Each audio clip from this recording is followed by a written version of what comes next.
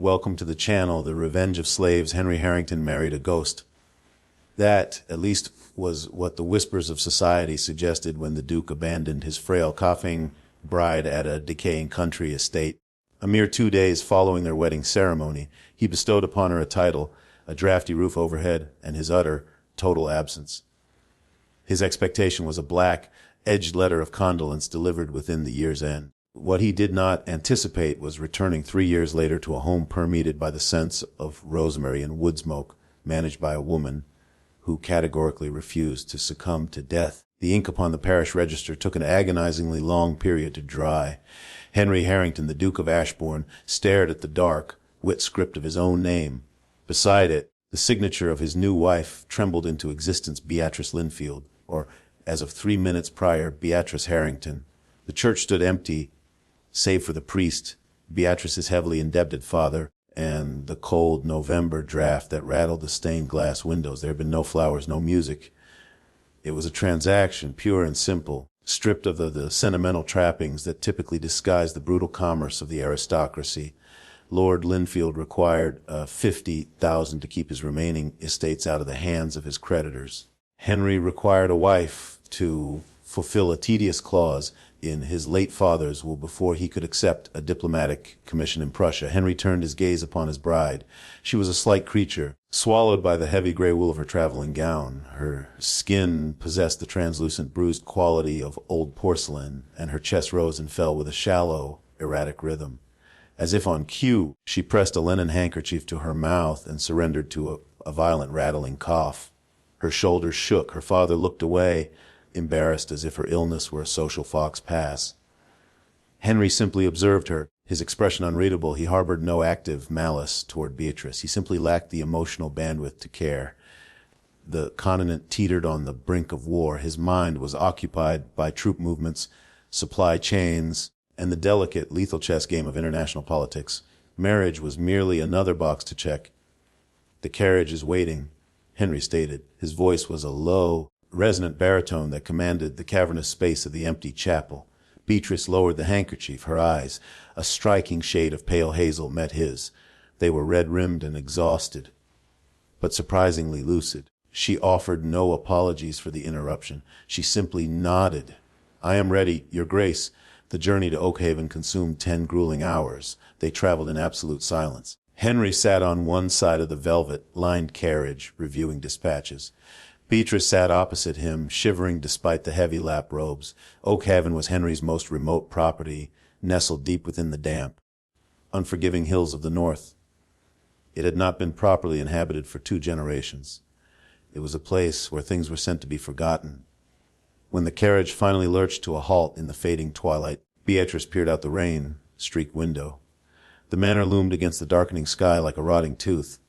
Ivy crawled up the stone facade, digging its roots into the mortar. Half the windows were dark, and the other half reflected the meager light of a single lantern held by an elderly servant standing on the cracked front steps. Henry stepped out first. The mud instantly swallowed the soles of his boots. He did not offer his hand to help Beatrice down. His mind was already calculating the distance back to London. She descended the steps unassisted, her boots slipping slightly on the iron grate, and stood beside him in the freezing drizzle. "Mrs. Gable will show you to your quarters," Henry said, barely glancing at the house. He turned to face her. "The estate produces a meager income, but my solicitor will forward an allowance to cover your necessities. I ride for the coast at dawn."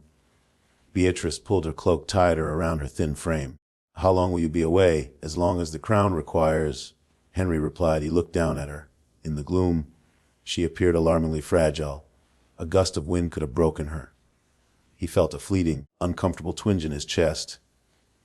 Not quite pity, but a cold acknowledgement of reality. Her lungs were failing.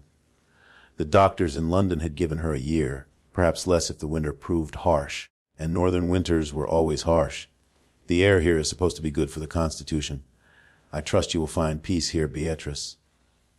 It was a dismissal. It was a polite way of saying die quietly and do not cause a fuss. "I understand," she said. Her voice lacked the tremor of her hands. It was flat, resigned. Henry tipped his hat, turned on his heel. and walked back toward the stables where a fresh horse was already being saddled. He did not look back. He told himself it was the pragmatic choice.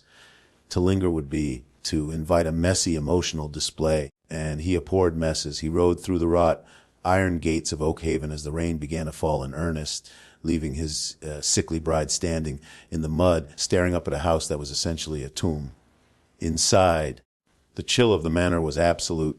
Mrs. Gable, a gaunt woman with weary eyes, led Beatrice through cavernous hallways draped in dust sheets. The air smelled of mildew, cold ash, and decay. His Grace did not inform us of your arrival until yesterday, Your Grace, Mrs. Gable muttered, leading the way with a single flickering candle. We only had time to prepare the master suite in the east wing. I'm afraid the fireplaces draw poorly. Beatrice followed the housekeeper. Her chest burned with every breath. The dampness of the house seemed to seep directly into her bones. When she was finally left alone in a massive, drafty bedroom dominated by a heavily carved four-poster bed, she sat on the edge of the mattress. She did not cry. Crying required air, and she had none to spare. She looked around the gloom. She knew exactly what Henry Harrington thought of her. She was a broken thing, purchased for a title, discarded in a ruin. She laid her head back against the musty pillows, pulled the thin blankets up to her chin, and let the fever take her. The first 3 months at Oakhaven were a blur of delirium and agony. Winter arrived with a vengeance, burying the manor in thick, suffocating snowdrifts. The wind howled through the loose window panes, carrying the biting cold directly into the house. Beatrice nearly died in January. The fever spiked, turning her skin to fire and her mind to ash. She spent weeks suspended in a hallucinatory haze, coughing until she tasted copper, sweating through the rough linen sheets. Mrs. Gable and the few remaining staff, a groundsman named Thomas and a scullery maid named Mary, tended to her with a grim, practiced detachment. They had seen people die of the wasting sickness before. They kept the weak fire burning and forced thin chicken broth down her throat, waiting for the inevitable morning when they would find her cold. But the inevitable morning never came. Sometime in late February, Beatrice woke up. She was devastatingly weak, her collarbones sharp enough to cut glass, but her mind was entirely clear. She looked up at the water-stained canopy of the bed. She listened to the rattling of the loose window frame. She felt the heavy, suffocating dampness of the room. A profound, white-hot clarity washed over her. She was not going to die. Not here. Not in this miserable, freezing room waiting for her husband who had already written her off as a casualty of his convenience. Mrs. Gable. Beatrice rasped, her voice sounding like dry leaves over stone. The housekeeper, dozing in a chair by the dying fire, jerked awake. Your Grace, get me out of this bed and get me out of this room. It took 2 days to orchestrate the move. Beatrice, leaning heavily on Mary's shoulder, forced herself out of the cavernous, unheatable master suite. She walked the corridors of Oakhaven, ignoring the agonizing burn in her lungs, until she found what she was looking for. It was a smaller bedroom on the ground floor facing south.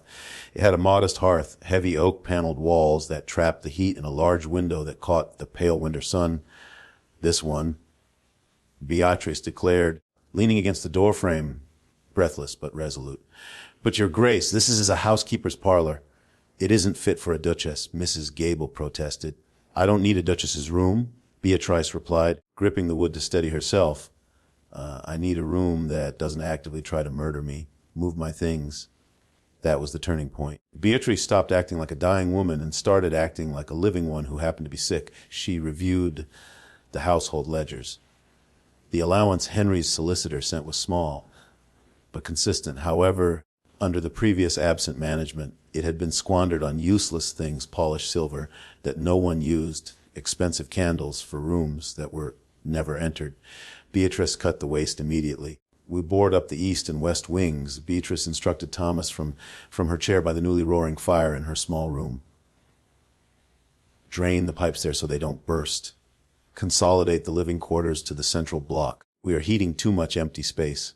Use the saved funds to buy seasoned firewood. I want fires burning in the inhabited rooms day and night. The servants were shocked, but they obeyed. For the first time in decades, Oakhaven had a master who actually gave a damn about the draft under the door. When spring finally clawed its way through the frozen earth, Beatrice ventured outside. The fresh air, though crisp, lacked the stagnant, moldy quality of the Manor's dead wings. She found the old kitchen garden heavily overgrown with briars and weeds. She didn't hire a landscape architect. She didn't order ornamental roses. She ordered Thomas to clear the weeds and sent into the village for seeds, thyme, rosemary, mint, lungwort, mullein, plants that were practical, plants that had a purpose. At first, she could only sit on a wooden bench for 10 minutes a day watching Thomas work. But as the weeks passed, she began to join him. She knelt in the dirt, her expensive woolen skirts stained with mud. The physical labor was excruciating. Some days pulling a single stubborn root would trigger a coughing fit that left her gasping on the grass for half an hour, but she refused to stop. The smell of the wet, turning earth felt like an antidote to the stifling dust of her past life. "You'll catch your death out here, Your Grace," Mrs. Gable would fret, bringing out a shawl. "I am catching my life, Mrs. Gable," Beatrice would reply, wiping a streak of dirt from her forehead. She began to brew teas from the herbs she grew. She didn't delude herself. She knew she wasn't cured. The rattling in her chest remained a constant companion. She still had bad days when the weather turned and she couldn't leave her bed. But she was no longer fading. She was adapting. Oakhaven adapted with her. The house, stripped of its pretentious, decaying grandeur, became functional. It became comfortable. Beatrice purchased heavy woolen rugs to cover the cold flagstones. She had the local blacksmith repair the kitchen ranges. So the manor always smelled of baking bread and roasting root vegetables. She spent her evenings in the small library, wrapped in a blanket, reading agricultural texts and estate management books. She stopped waiting for letters from Henry. For the first year, his solicitor sent a quarterly note confirming the deposit of funds.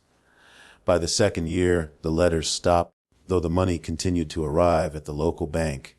She heard rumors from the village the Duke of Ashborne was in Vienna, then Russia, then Spain. He was negotiating treaties, surviving assassination attempts, advising kings. To Beatrice, he was a character in a fiction novel. The reality of her world was the ripeness of the tomatoes in August, the stockpile of firewood for November, and the quiet camaraderie she shared with the servants who had become her family. She had taken an empty, rotting shell and filled it with warmth. She had forged a life out of the scraps she was given. She didn't need a husband. She had a home. 3 years.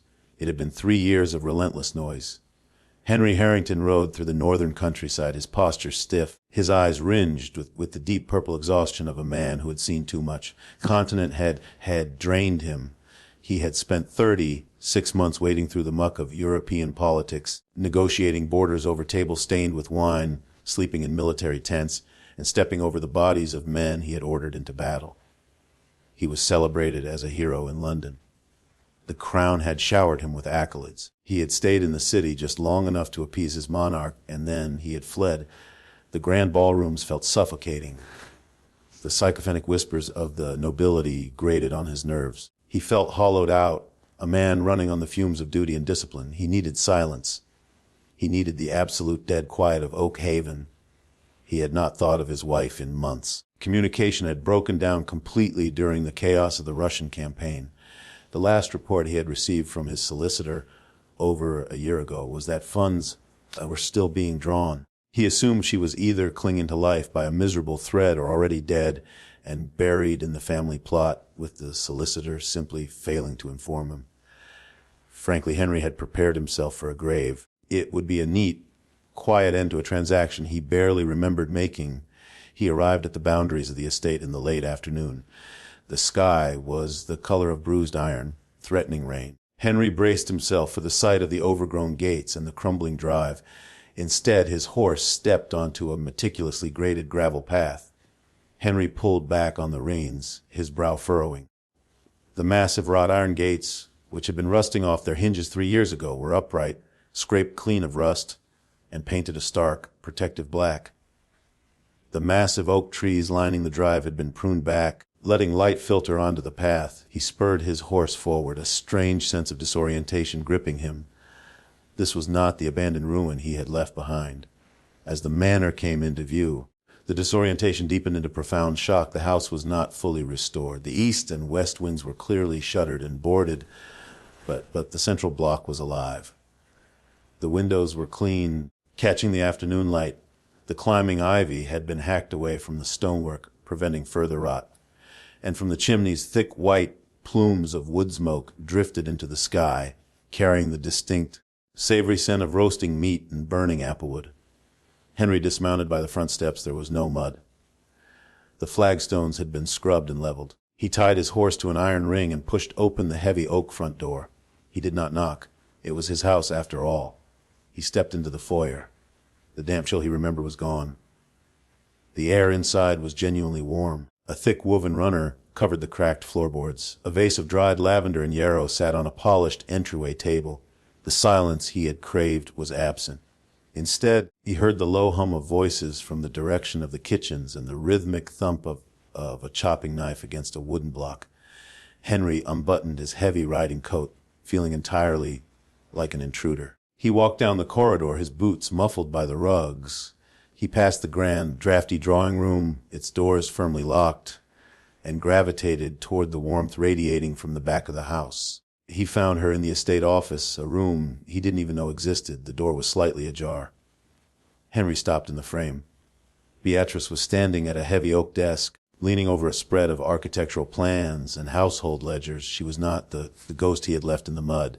She was still slender, perhaps even painfully so, and her skin retained that striking paleness. But she was not fragile. She wore a practical dark green day dress devoid of lace or frills, the sleeves pushed up to her elbows. Her hair, which he vaguely remembered as a limp, brown mass, was pinned up in a ruthless, efficient knot, though several strands had escaped to frame her face.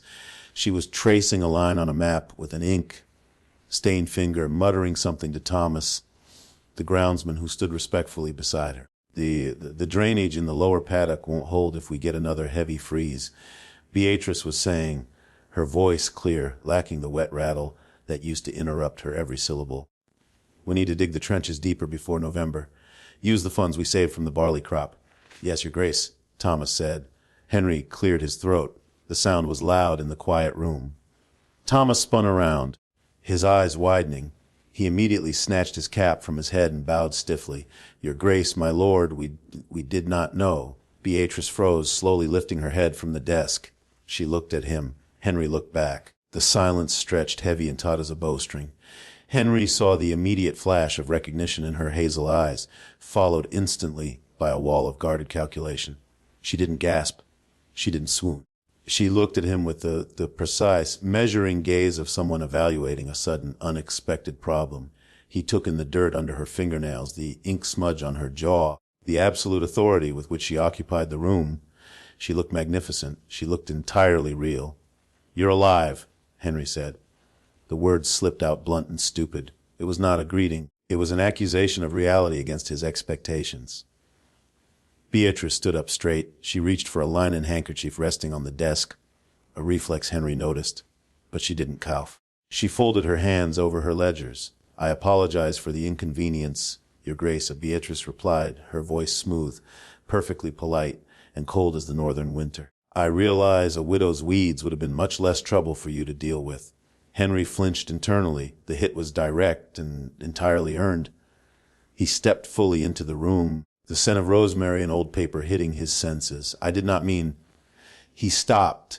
He was a diplomat who had talked down hostile generals, yet he found himself scrambling for words. The house. It is different. The house is functional. Beatrice corrected him. She turned to the groundsman. That will be all for today, Thomas. Please see to His Grace's horse. Yes, Your Grace. Thomas scrambled past Henry, desperate to escape the suffocating tension in the room. When they were alone, Henry took another step forward. He looked at the ledgers. He looked at the neat stacks of receipts. He looked back at his wife. She was watching him, entirely unyielding, a ruler defending her borders from a foreign invader. I expected ruins, Henry said quietly, dropping the pretense of formal distance. He was too tired for lies. You left ruins, Beatrice answered, her chin lifting a fraction of an inch. I simply refused to be buried under them. Henry stared at her, feeling a strange, unfamiliar tightening in his chest. It wasn't the hollow ache of war or the cold dread of politics. It was something entirely new. He had returned to Oak Haven, seeking an empty tomb to hide in. Instead, he had walked into a fortress, and he was standing face to face with the woman who had built it. "I have returned Beatrice," he said, the reality of the statement settling over him like a heavy cloak. She didn't smile. She didn't welcome him. She merely looked him up and down, noting the gray at his temples and the weariness in his shoulders. "So I see," she said. "We will have to find you a room. The east wing is boarded up." Dinner was a quiet, utilitarian affair served not in the cavernous estate dining room, but in a small, paneled breakfast parlor near the kitchens. Henry sat at the head of the modest oak table. It was the only concession to his rank that the house was willing to make. Everything else belonged to Beatrice. He watched her carefully as she served herself a portion of roasted root vegetables and a slice of thick, crusty bread. The fine porcelain plates of his ancestors had been replaced by sturdy, unchipped stoneware. The silver cutlery was gone, replaced by simple ironware that did not require hours of laborious polishing.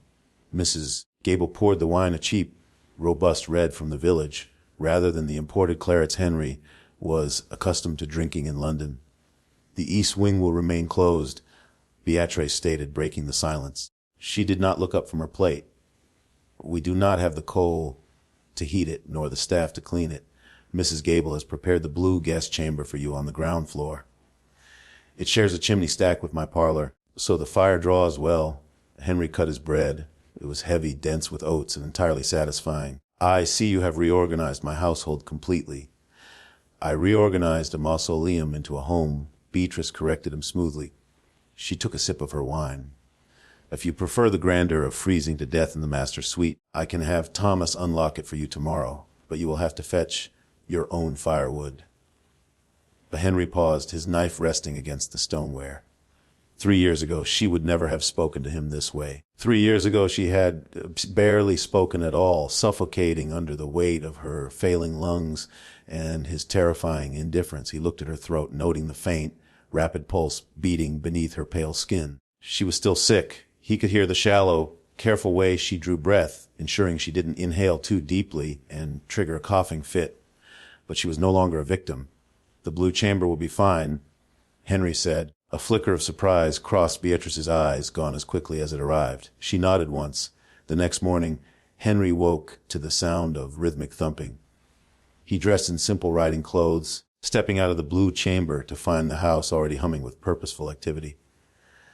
He walked toward the kitchens, intending to order Thomas to saddle his horse, so he could inspect the boundaries of the estate. He found Thomas in the courtyard repairing a broken wagon wheel. "Thomas, saddle my bay. I ride out in 20 minutes, Henry commanded. Thomas paused, the heavy wooden mallet resting against his knee. He looked at Henry, then looked nervously toward the estate office window. "I beg your pardon, your grace, but I must ask her grace first. She instructed me to fix the axle before noon so we can transport the winter squash to the village market." Henry stared at the groundsman. He was the Duke of Ashborne. He owned the ground. Thomas stood on the mallet in his hand and the horse in the stable. A sharp reprimand formed on his tongue, the instinct of a military commander whose orders had just been questioned by a subordinate. But the reprimand died in his throat. He looked at the estate office window. He saw the flicker of a lantern inside. He had abandoned this estate. Beatrice had saved it. And loyalty, Henry knew better than anyone, was not a legal right. It was earned in the trenches. "Finish the wheel." "Thomas," Henry said quietly, "I will saddle the horse myself." He spent the next 3 days realizing exactly how superfluous he was. He was an apex predator wandering through a highly efficient, closed ecosystem. He tried to review the household accounts, pulling the heavy ledgers from Beatrice's desk when she was in the garden. He sat in her chair, tracing the columns and numbers with a critical eye, expecting to find the chaotic math of a woman uneducated in estate management. Instead, he found a masterpiece of pragmatic survival. Beatrice had leased the neglected lower pastures to a neighboring sheep farmer in exchange for a percentage of the wool and meat, eliminating the need to hire shepherds they couldn't afford. She had sold the ornamental lead from the ruined fountain to pay for the slate needed to patch the roof. It was ruthless, unsentimental mathematics. If you are looking for missing funds, you won't find them. Henry looked up. Beatrice was standing in the doorway, a basket of freshly cut thyme hanging from her arm. Her boots were caked in mud. She looked entirely unapologetic. "I am not auditing you, Beatrice," Henry said, closing the ledger. I am trying to understand how my estate functions. It functions because we don't waste time or heat, she replied, stepping into the room and setting the basket on a side table. The sharp, clean scent of the herbs filled the small office, and we don't spend money on appearances. She walked over to the desk, her movements deliberate, leaning slightly against the heavy wood as if to steady herself. If you intend to stay your grace, you must understand that Oak Haven cannot support the lifestyle of a duke. There are no valets. There are no footmen. If you drop a coat on the floor, it will stay there until you pick it up. I have spent the last 2 years sleeping in canvas tents and eating salted pork that tasted of gunpowder. Henry said, his voice dropping to a low, quiet timbre. I do not require a valet. He stood up, towering over her. Despite her fierce posture, she was still so physically slight. He could see the exhaustion pulling at the corners of her eyes, the dark shadows that makeup could not hide. I am not here to undo your work, Beatrice, Henry said carefully, treating the conversation with the same delicacy he would a hostile treaty negotiation. I am simply here. Beatrice looked at him, her hazel eyes searching his face for the lie. She found none. She pressed her lips together, her jaw tight. Then stay out of my way. By the third week, the tension in the manor shifted from a sharp, brittle hostility to a cautious, watchful neutrality. Henry kept his word. He stayed out of her way. He chopped firewood. He repaired the hinges on the heavy oak doors that Thomas lacked the strength to lift. He rode the perimeters of the estate, noting the structural repairs Beatrice had prioritized and the ones she had been forced to abandon due to lack of funds. He watched her. He learned the rhythm of her illness. He learned that the damp mornings were the worst for her. She would remain in her parlor until the sun burned the dew off the grass, drinking copious amounts of a foul-smelling mullein tea. He learned that when she pushed herself too hard, lifting a heavy basket or arguing too long with a stubborn merchant from the village, a pale, dangerous flush would rise in her cheeks, followed by a hacking cough that sounded like tearing silk. He wanted to tell her to stop. He wanted to order her to rest. But he knew she would look at him with those flat, cold eyes and remind him he had forfeited the right to command her health 3 years ago. His opportunity to be useful arrived in the form of a heavily sealed letter from Lord Danvers, the neighboring landowner. Henry was in the small library cataloging a shelf of water-damaged books when he heard Beatrice's voice ring out from the office, sharper and louder than usual. He walked down the corridor and found her standing over her desk, her hands trembling with fury as she stared at a piece of parchment. Mrs. Gable stood nearby, wringing her apron. He cannot do this, Beatrice said, her voice catching on a rough cough. She pressed her handkerchief to her mouth, forced the cough down, and slammed her hand against the desk. He is choking the lower stream. The mill will run dry by August. Henry stepped into the room. What is the problem? Beatrice glared at him, ready to dismiss him, but the sheer frustration in her eyes won out over her pride. She shoved the parchment across the desk. Lord Danvers, he claims the historical boundary line of his estate extends 50 yards further south than previously surveyed. He is erecting a dam to create a private fishing pond. It cuts off the water supply to our barley mill. I have written to him twice explaining the devastating impact. He just sent this response. Henry picked up the letter. It was written in a condescending, flowery script. Danvers essentially patted Beatrice on the head, praised her valiant attempts at husbandry, and told her the law was the law, and a woman could hardly be expected to understand centuries-old property charters. Henry read it twice. A slow, chilling smile spread across his face. It was the smile that had once made the French ambassador physically recoil at a peace summit. You are dealing with this the wrong way, Henry said, dropping the letter onto the desk. I am dealing with it logically. Beatrice snapped. I sent him the land registry copies. Men like Danvers do not care about logic. They care about leverage, Henry said. He walked around the desk, pulling a fresh sheet of heavy vellum from her drawer. He picked up her quill and dipped it into the inkwell. Danvers is a coward who inherited his wealth and purchased his political appointments. He thinks he is bullying a sickly widow. He does not know I am home. Beatrice watched him, her anger faltering into curiosity. What are you doing? I am politely reminding him of his place. Henry murmured, his hand flying across the parchment in sharp, aggressive strokes. He didn't threaten Danvers with a lawsuit. He didn't mention the stream. He simply wrote a brief, exquisitely polite note informing Lord Danvers that the Duke of Ashborne had returned to residence, and that Henry was very much looking forward to discussing Danvers's recent highly irregular tax evaluations in the House of Lords. He added a postscript asking after Danvers's nephew, whose gambling debts in London Henry had conveniently purchased before leaving for the continent. Henry signed it with a flourish, pressed his heavy ducal seal into the red wax, and handed it to Thomas, who had been hovering by the door. "Deliver this to Danvers's hall. Wait for a response." 2 hours later, Thomas returned with a stammering, frantic apology from Lord Danvers, promising the dam would be dismantled before nightfall. Beatrice read Danvers's panicked response. She looked up at Henry, who was sitting in a leather-winged back chair, calmly cleaning his boots with a rag. "That was blackmail," she said. "That was diplomacy." Henry corrected smoothly, not looking up from his boot. A heavy, profound silence settled over the room. For the first time since his return, the air between them did not feel weaponized. It felt like a shared trench. "Thank you," Beatrice said quietly. Henry stopped polishing. He looked at her, his expression softening just a fraction. "You built the mill, Beatrice. I merely protected the water." The fragile truce shattered 3 days later when the weather turned. A brutal, unseasonal storm swept down from the northern hills, bringing torrential, freezing rain. Henry was in the stables when the downpour began. He secured the horses and ran back to the manor, expecting to find Beatrice safely by the hearth. Instead, he found the front door wide open. Mary, the scullery maid, was frantically gathering soaked rugs in the foyer. "Where is she?" Henry demanded, dread pooling in his stomach. "The herb garden, Your Grace. The drainage ditch overflowed. She went to dig it out." Henry didn't wait. He sprinted out the back doors into the blinding rain. The wind whipped the cold water into his eyes. He found her kneeling in the freezing mud, wielding a heavy iron spade. She was soaked to the bone, her hair plastered to her skull, hacking desperately at the earth to divert the water away from the fragile seedlings she had spent months cultivating. She wasn't calving.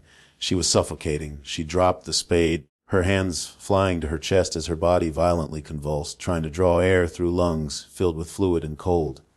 "Beatrice!"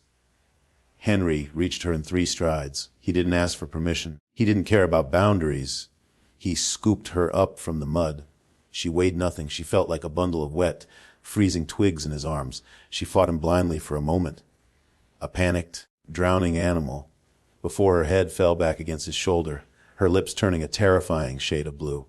He kicked the back door open and carried her straight to her parlor. "Mrs. Gable, get hot bricks, towels." Now, Henry roared, his voice echoing through the house with the absolute authority of a man commanding a battlefield.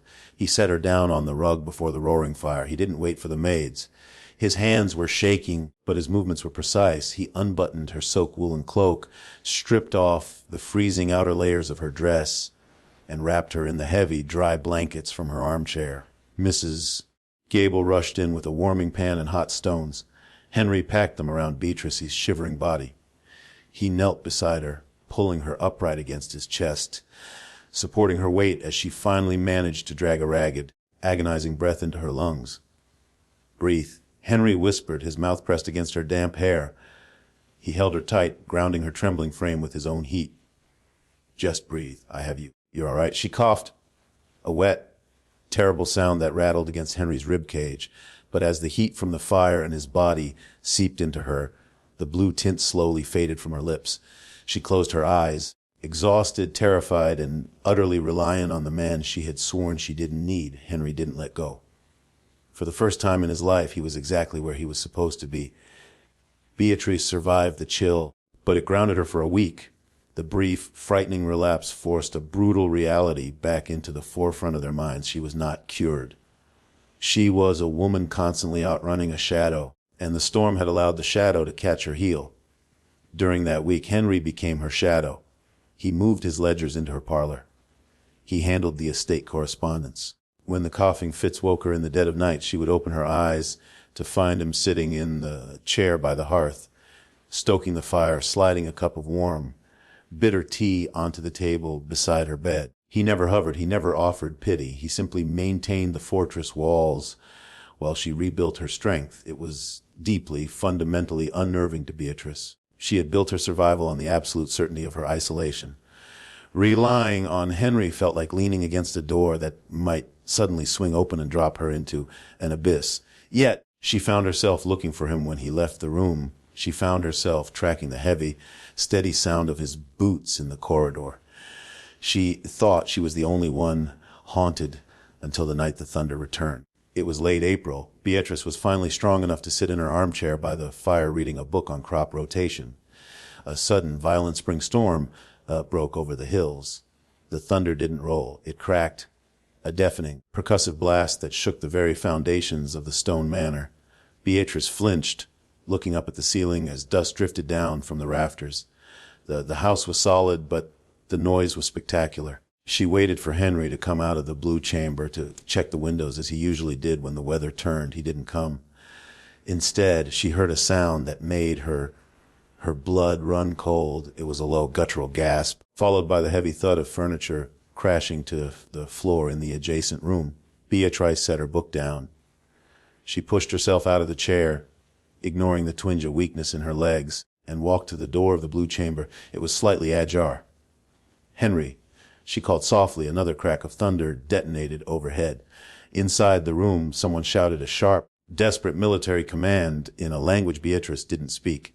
She pushed the door open. The fire had burned down to embers, leaving the room submerged in deep shadows. The heavy oak chair by the window had been violently overturned. Henry was backed into the furthest corner of the room. He was dressed only in his linen shirt and trousers, his bare feet flat on the cold floorboards. He wasn't in Oak Haven. His eyes were wide, unblinking, and entirely wild. He was staring at the window, his hands raised in front of him, fingers curled into rigid claws. The rain lashed against the glass, mimicking the sound of grape shot. Every time the lightning flashed, Beatrice saw the stark, naked terror on the face of the Duke of Ashborne. "Hold the line," Henry whispered, his voice cracking, completely devoid of its usual resonant authority. He was shivering violently. "Hold the line." "Damn you. They're coming through the smoke." Beatrice stood frozen. She had spent 3 years resenting his absence, imagining him attending grand balls and sipping champagne with foreign dignitaries. She had never considered the actual bloody mechanics of the diplomacy he was executing. He hadn't just been signing treaties. He had been standing in the slaughter. Another peal of thunder rattled the glass. Henry flinched, dropping to one knee, throwing his arms over his head, as if waiting for the blast of artillery. Beatrice didn't call for the servants. She knew instinctively that Henry would never forgive her if anyone else saw him like this, stripped of his armor, reduced to a trembling casualty of his own memories. She walked into the room. She didn't rush.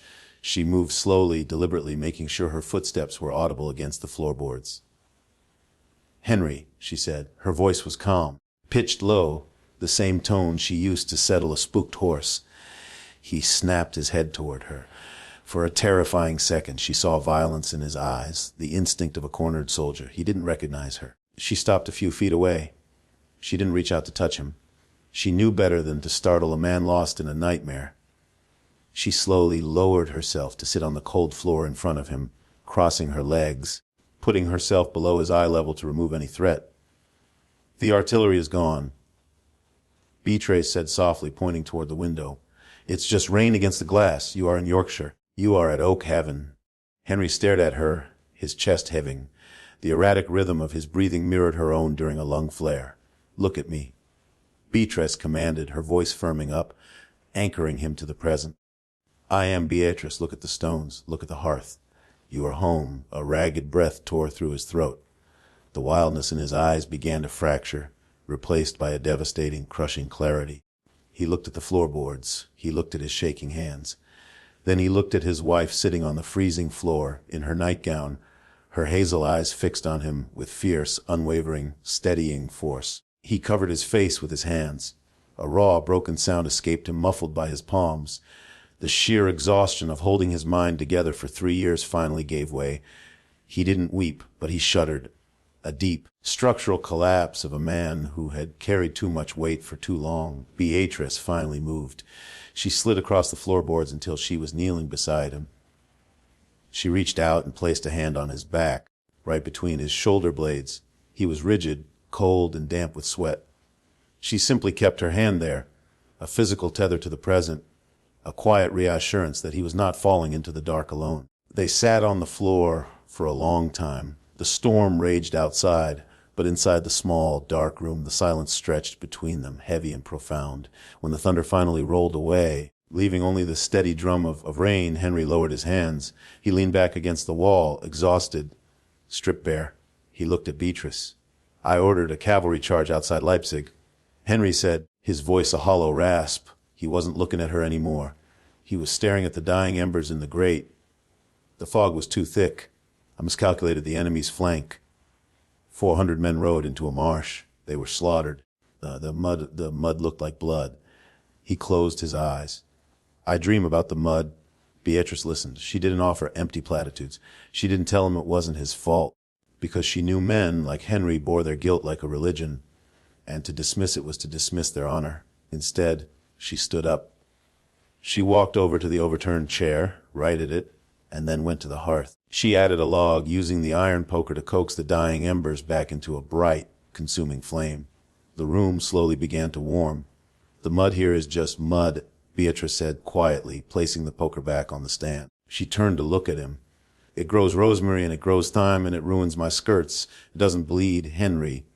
She walked over to him, extending a hand. "Get up off the floor. You'll catch a chill, and I refuse to nurse you when I have a mill to repair."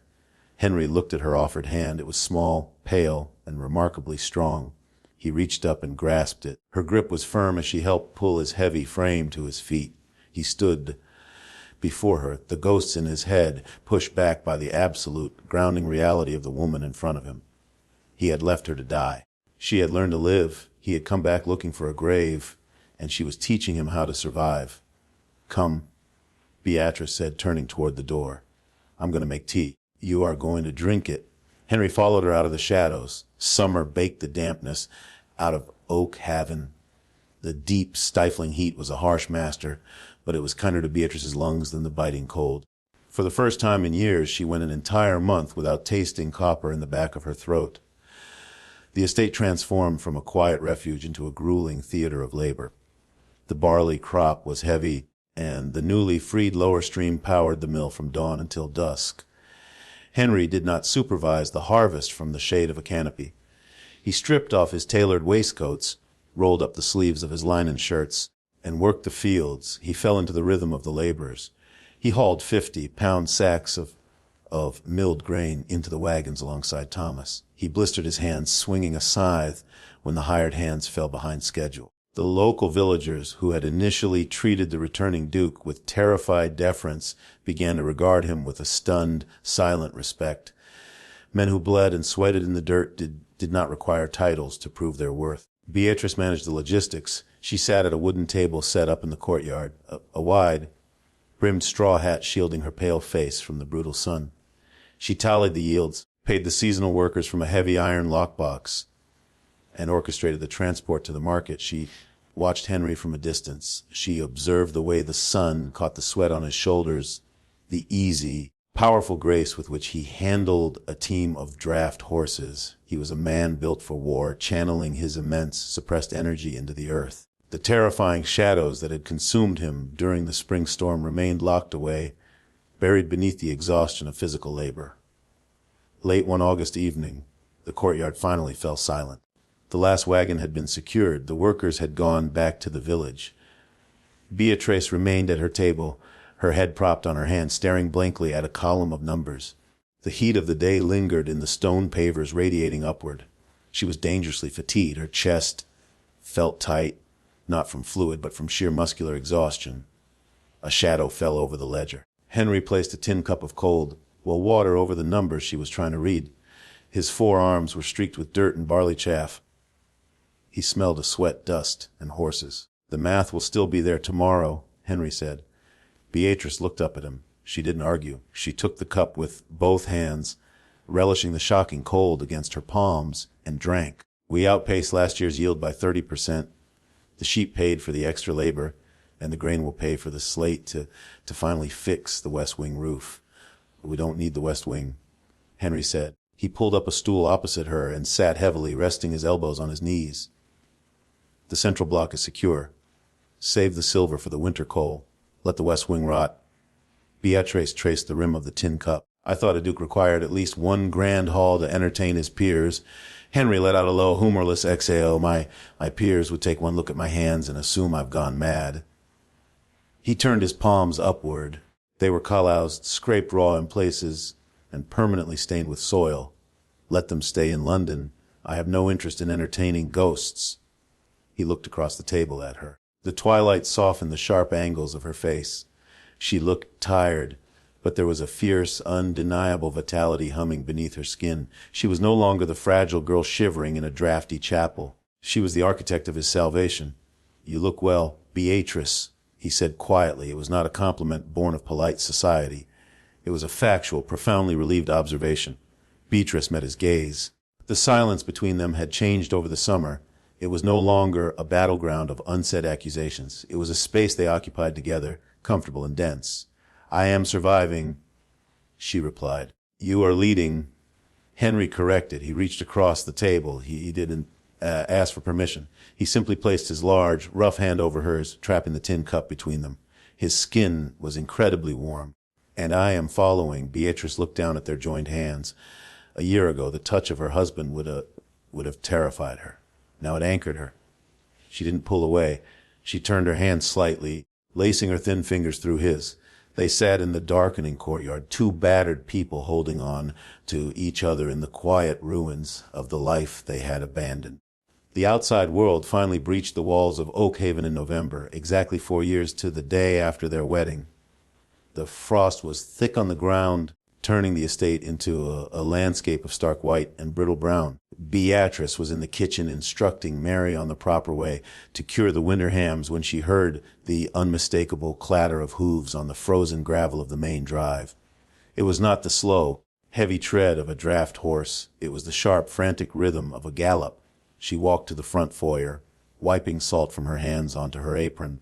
Henry was already at the door, pulling it open. A rider in the deep blue and gold livery of a royal courier stood on the steps, his horse blowing violently in the cold air.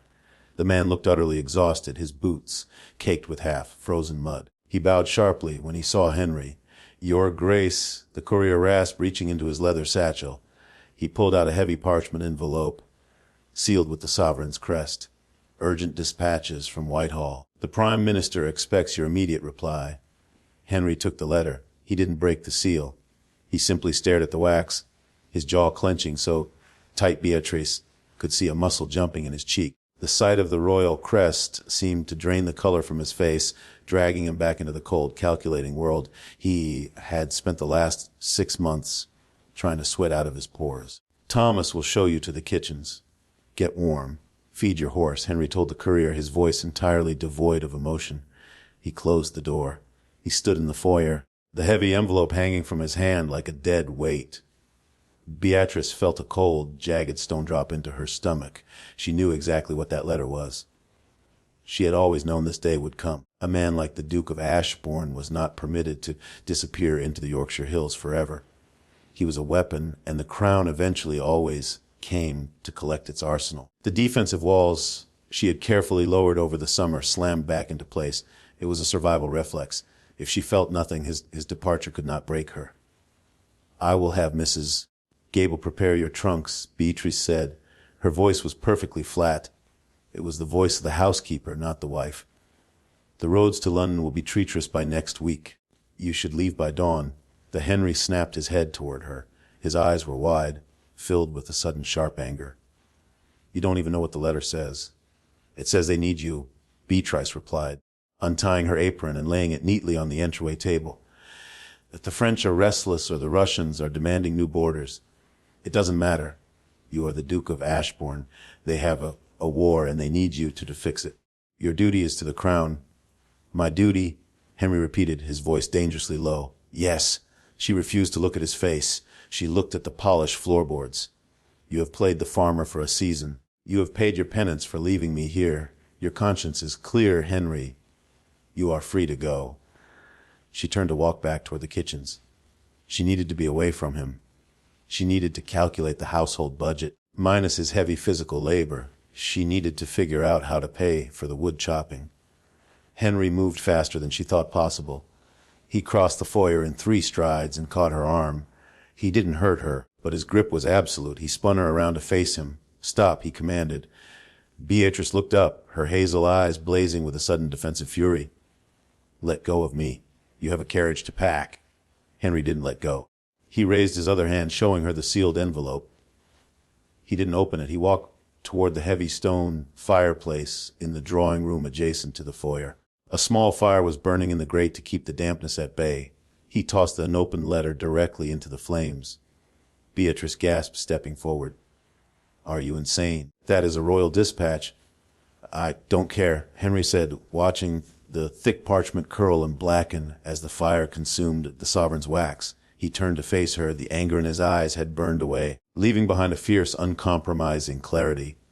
"I spent my entire adult life trading away pieces of my soul to keep kings on their thrones," Henry said, his voice ringing through the quiet hall.